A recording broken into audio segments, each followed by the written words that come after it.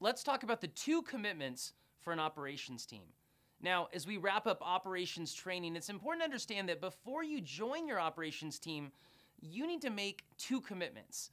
Now, there might be some other commitments you need to make that are specific to your team, but there's 2 commitments that any person that serves on an operation team must make.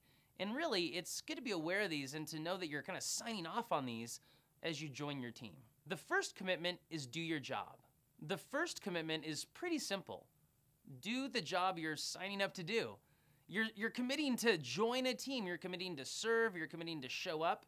So do that. Show up when you've agreed to show up, whether that's a weekly commitment or a monthly or bi-monthly commitment, whatever it is.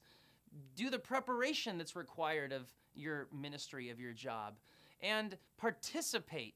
Again, as we've said in a few of the training videos, don't just do the minimum to kind of get by, but participate. Give your all to this ministry because you're serving the Lord. And we know that you're a volunteer, but there's a good chance that the person who's in charge of your team is also a volunteer and is not getting paid. And so if you can't live up to your job, or if you can't make it one week, or if you need to get off your team, clearly communicate with them. Let them know what's going on. Do your job. Take responsibility for it. The other commitment is meet with your mentor.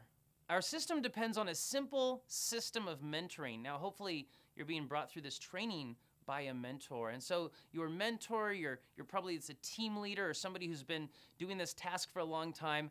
You have a responsibility to meet with them, not just for training, but for ongoing training, for learning about new initiatives at the church, for ongoing vision to understand how your role fits into the larger purpose of the church. And so commit to meet with your mentor, to meet with your leader, whether that's a weekly commitment, if you guys have a real close mentoring relationship, or probably more likely a monthly or quarterly commitment. Take those meetings seriously. That's where you're going to be able to give feedback and learn and grow. And so as a member of the operations team, we have a responsibility to do our job, but not just to do our job, but to meet with our mentor, to meet with our leaders, and to communicate with them, to hear what's going on, and to move forward together. And if you make those 2 basic commitments, I guarantee you, serving on an operations team will be much more enjoyable.